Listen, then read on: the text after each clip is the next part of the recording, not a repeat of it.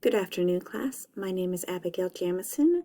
This class is Social Psychology. Today we will begin our discussion of Chapter 2, Social Cognition. Social cognition is defined as the study of how people come to believe what we do, the thought processes, evaluations, and decisions of how we determine what is true, and why these thought processes are very often wrong.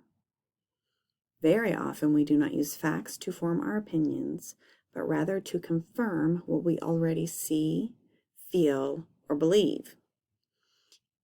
If, for an example, you believe the science on masks, mask wearing, to mitigate COVID-19 symptoms, you are probably going to pay more attention to news media that promotes wearing masks. On the other hand, if you think that masks are fairly worthless in mitigating COVID-19, you will pay more attention to the headlines and the science that states that they are less effective in preventing COVID-19. How we make sense of the world depends on a combination of our intuitions, our personalities, our ways of perceiving the world, and a bit on how we were brought up. We make sense of the world based on a set of fundamental social motives. These motives include the need to belong, the desire to understand others and a desire to behavior, the need for control, the need to matter, and the inherent desire to trust that others are good and honest and that they act in our own interest. Very often, we are wrong in our predictions. Why do we often make erroneous decisions? We do not have a God's eye view. We use instead our own flawed processes for determining the truth. To make matters worse, we are cognitive misers. Our minds use two thinking systems, automatic and controlled. Automatic thinking refers to the unconscious, implicit, involuntary thinking that guides most of our behavior. This is the process involved in intuition, our feeling, unthinking preference for a thing. Controlled thinking refers instead to conscious or explicit thinking, such as when we learn a novel thing or experience, such as how to read, how to drive, or solving math problems. This controlled conscious thinking requires energy and a lot of it. So we very often choose to rely instead on our automatic, implicit thinking instead. As cognitive misers, we seek ways to conserve mental energy through the use of biases, heuristics, and schemas. Our minds elaborate on the knowledge that is already there, revise it through experience, and color it with personal, cultural, and social influences. First, we will look at heuristics. Heuristics are mental shortcuts to solving problems. However, they can cause us to make misjudgments. The representative heuristic is a mental shortcut we use to judge the probability of an event or an object or a thing happening, often based on a pre-existing impression of a thing. An example often used in social psychology to demonstrate the representative heuristic is the story of Linda the bank teller.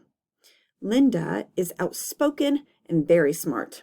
She majored in philosophy and has also actively voiced her opinions against the issues of discrimination and social injustice.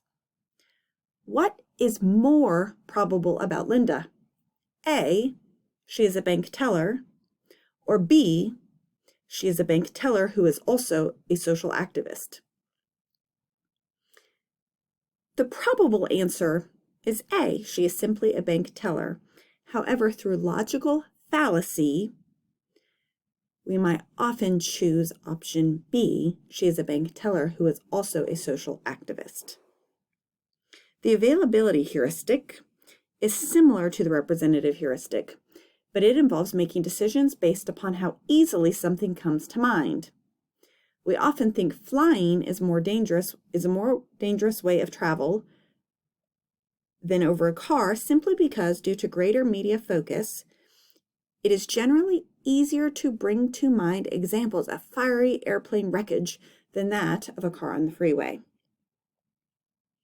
The halo effect simply describes a favorable or unfavorable opinion we hold that affects future opinions.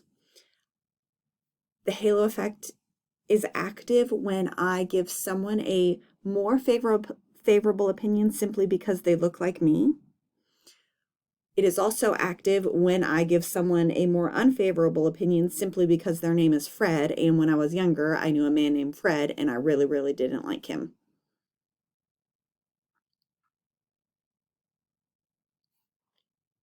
Moving on to biases, in discussing egocentric biases, 3 egocentric biases. The first is bias blind spot.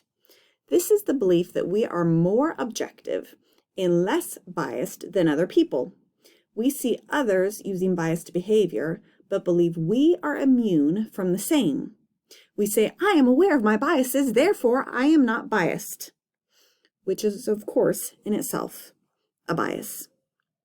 We tend to place ourselves at the center of our own universe, such as with the spotlight effect or the spotlight bias. You have been a victim of the spotlight bias, which states that the spotlight shines more brightly on me than it actually does. If you have ever thought that, wow, that pimple on my forehead is so big and everybody in the world can see it and they're all zoning in on it and paying attention and that's all they can see, you've been a victim of the spotlight bias. Our third example, the Barnum effect, describes generic, vague descriptions given where we all see ourselves and we say, wow, incredible, that's me. We are going to test the Barnum effect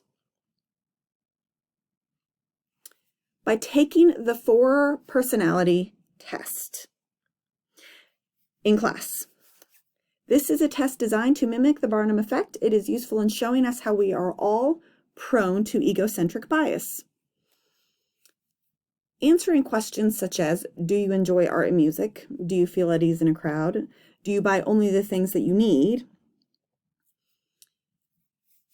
And then receiving, everybody in the class will take this test. It's comprised of about 60 questions.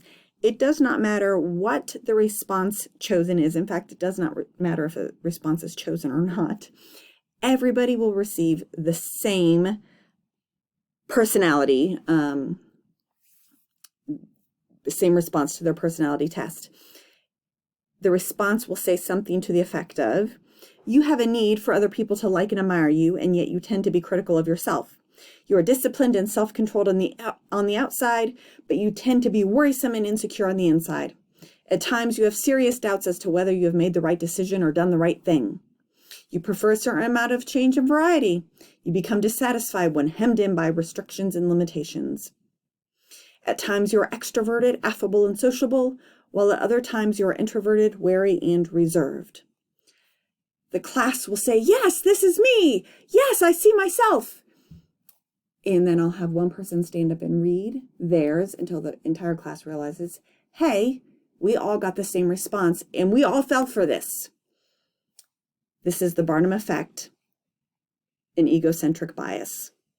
Moving on, lastly, schemas and priming. Schemas are simply mental frameworks that help us interpret information. Priming is simply activation of the schema through recent activity. We categorize people into groups and make generalizations about their characteristics or form stereotypes about a group of people. This affects our expectations, our attitudes, and our mindsets about them, and often leads us to erroneously blame them for an outcome rather than consider the situation. This is the fundamental attribution theory, which we will pick up discussing when we return to the end of Chapter 2 next week.